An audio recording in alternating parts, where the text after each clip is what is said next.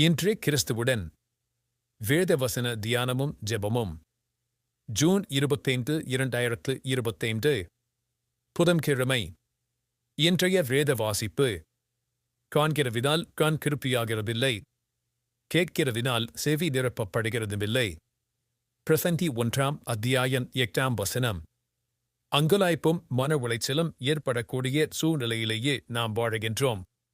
ஒரு பக்கத்தில் நான் எதையோ சாதித்தையில் இன்னொரு பக்கத்தில் இருமடங்கு வீழ்ச்சியை சந்திக்க நேரிடுகிறது.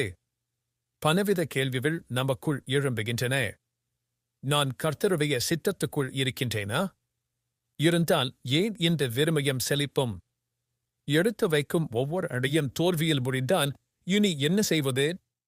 ஒரு சகோதரி இவ்விதம் சொன்னாள், நான் நன்றாக உழைக்கிறேன், ஆனால் எனக்கு திருமணமாகவில்லை. நான் வாழ்வதில் என்ன அர்த்தம் இருக்கிறது? இன்னொருவர் கேட்டார், நான் இருவரை சாடித்து சந்தோஷப்பட்டவைகள் ஏராளம், ஆனால் அவற்றை ஏதாவது என் முதுமையில் எனக்கு ஆறுதலை தருமா?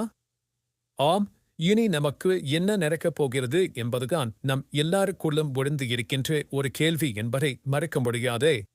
இந்த நிலையில்தான் நம்மில் பலர் போராடிக் கொண்டிருக்கிறோம்.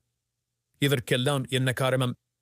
பிரசங்கி சொல்லுகிறார், நமது கண்கள் ஒருபோதும் திருப்தி அடைவதில்லை, காதுகளும் கேட்கது போதும் என்று நிறுத்திவிடுவதில்லை. அதாவது நமக்குள்ளேயே நம்மையும் அறியாத அல்லது நம்மையும் மீறிய ஒரு வெற்றிடம் இருக்கிறது. குண்டுவெடித்தேளத்தில் உள்ள பெரிய பள்ளத்தை நாம் நிரப்பினாலும் மனதில் தோன்றும் இந்த வெற்றிடத்தை நிரப்புவது கடினம்.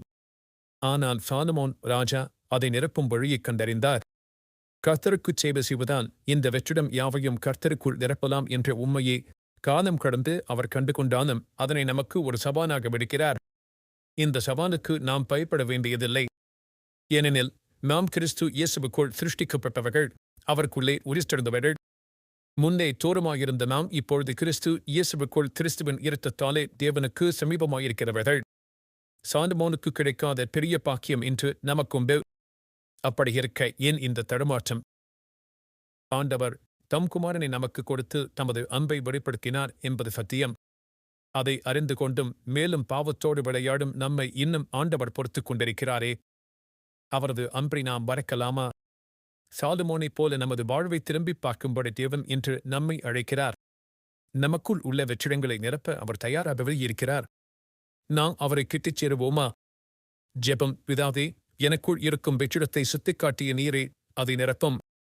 உமக்கை சேவை செய்ய எண்ணி தருகிறேன். ஆமென். கர்த்தர் தாமே உங்களை ஆசீர்வதிப்பாராக.